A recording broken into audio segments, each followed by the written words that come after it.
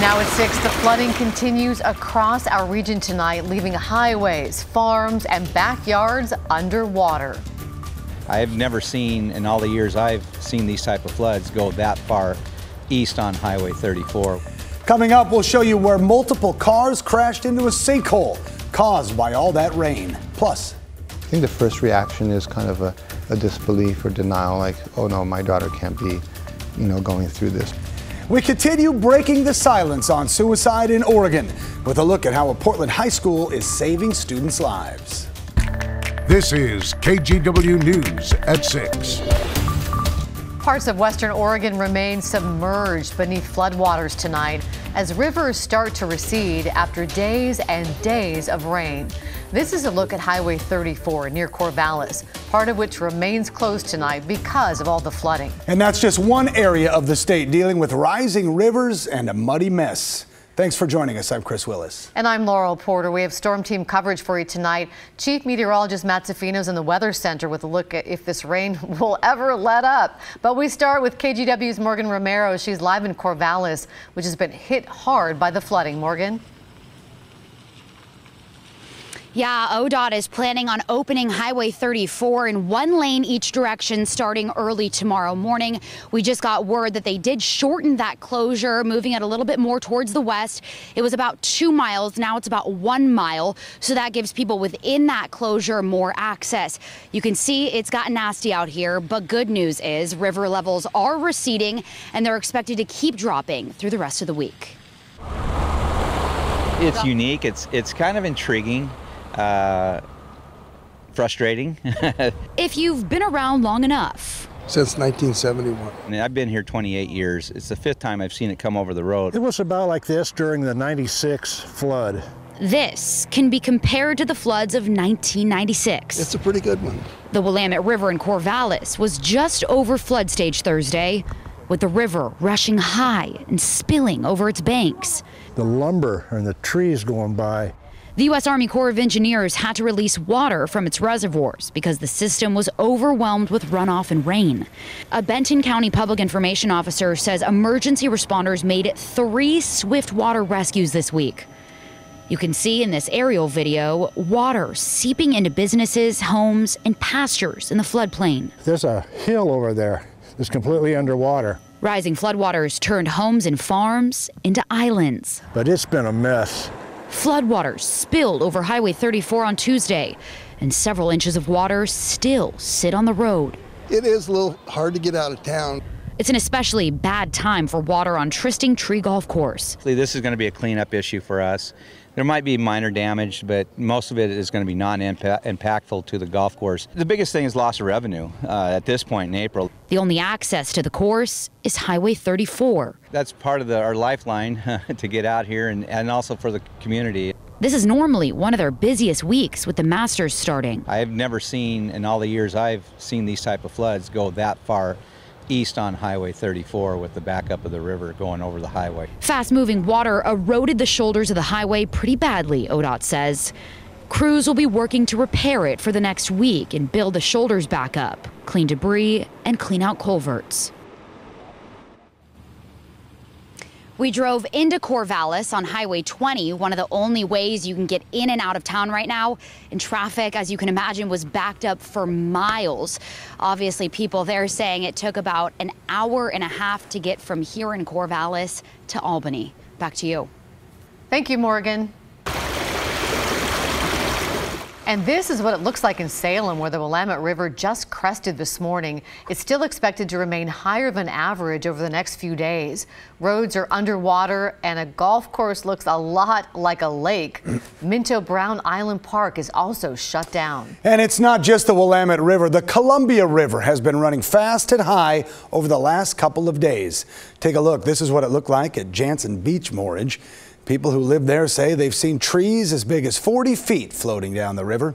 Robert Wirtz owns a floating home, and water levels is not his biggest concern. Every house has floats underneath them, and the biggest concern is a log coming in and nailing your floats in your house get lowered. Residents say this is the highest they've seen river levels all year. They tell us usually this time of the year, the river is about 26 feet deep. Right now, they say it's closer to 30 feet deep. Over the next couple of days, the Columbia is expected to recede. Near Eugene, people are still under evacuation orders in the Row River floodplain, but other evacuations for the Willamette River have been lifted. Meantime, those living near a big lake are bracing for flooding as the Army Corps of Engineers opens the floodgates so water doesn't spill over the dam. This is at Fall Creek Lake, east of Eugene. Officials say they were caught off guard by just how much rain these recent storms created. Some neighbors' backyards are already flooded, and they're monitoring the water to make sure it doesn't reach their homes. There are no evacuations for this area at this time.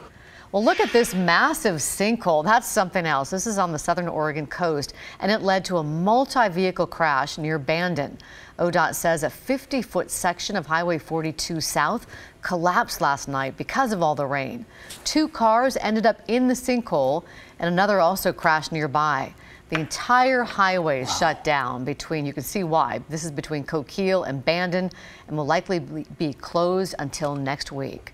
With all this flooding, landslides, washouts, the question is, will the rain let up anytime soon? Yeah, let's go straight to Chief Meteorologist Matt Zaffino in the Weather Center. Matt. Yeah, that's a beautiful stretch of highway, too, 42S between Coquille and Bandon. Hate to see that. We look at the Willamette River right now. We have a shower over Portland, which is why it looks a little bit hazy, but the river is running high and it's running dark. We, however, do not have a flood watch or warning for the Portland and Vancouver areas. That flood watch that was issued yesterday for today was canceled because the main stem Willamette and the Columbia at Portland will not reach flood stage. However, there is some minor flooding. This is the Willamette Greenway Trail down in southwest Portland, and that's being overrun by water here. So if you are, and this picture sent to us by Portland Parks and Rec, so if you frequent this area, either running, walking, jogging, whatever, there's some water on the trail there. That should go down by tomorrow and certainly by the weekend. Okay, let's check out some other pictures here for you. First of all, the flood warnings that are up for us right now. We have a flood warning now on the Santiam River.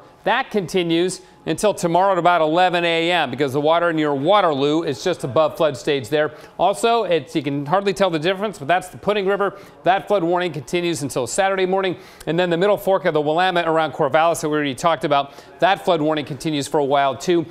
For that area, as soon as you get above flood stage of 30 feet, you get the widespread farm and field flooding that we've seen. It'll drop below flood stage tomorrow, so those areas should begin to dry out. Now, as far as the rainfall goes, yes, we still have showers, but they are decreasing, and we actually have a dry trend on the way for tomorrow. For one day, it'll dry out and warm up a bit. The rivers will continue to recede. It'll be a wet weekend, but it's not going to be enough rain to aggravate the flooding in the rivers anymore, and actually some warmer and drier weather on the way.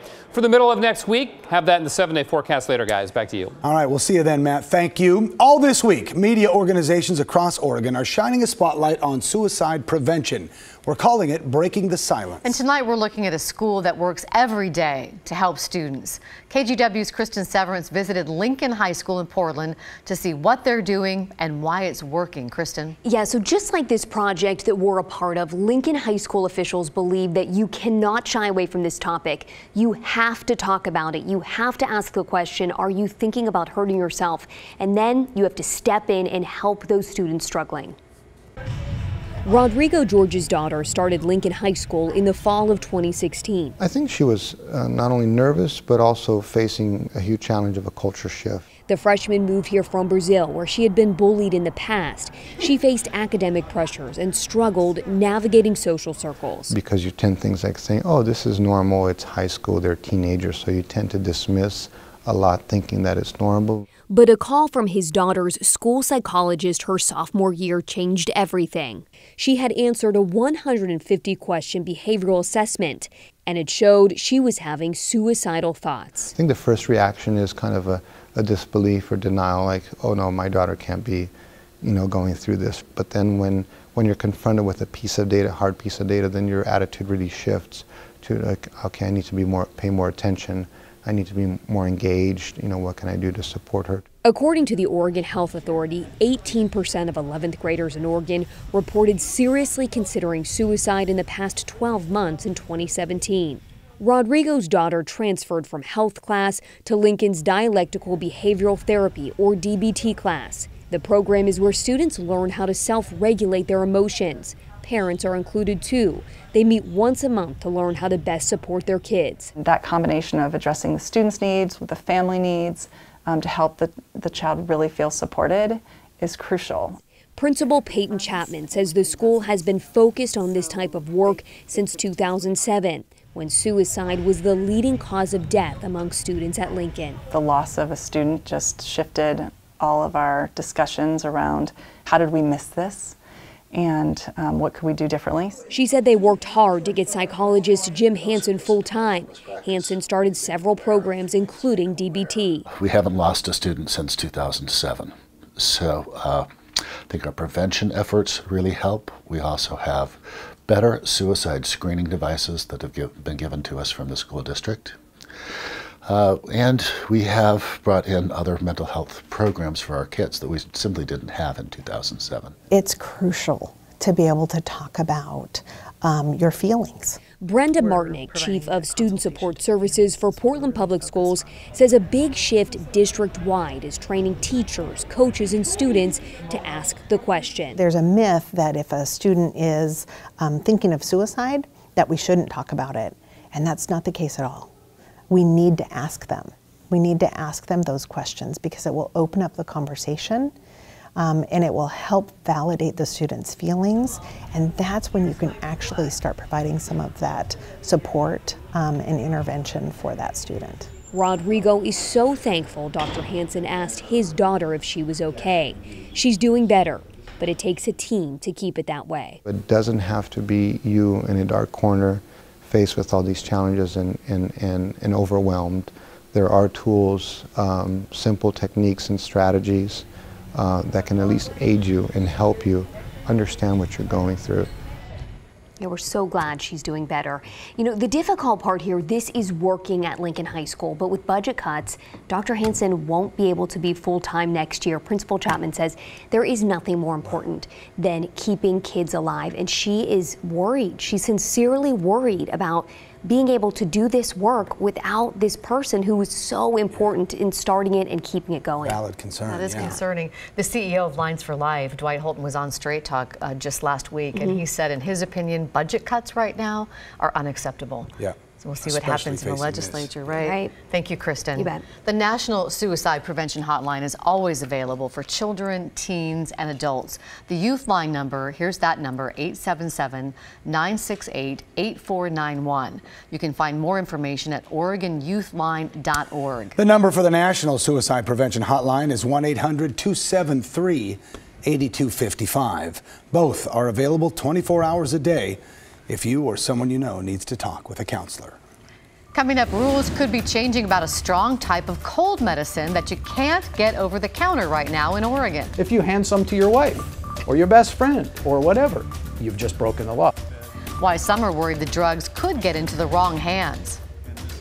Plus, with rivers racing around the state, how is this affecting bridges? We're going to show you how new technology can track what's happening below the surface. That's next.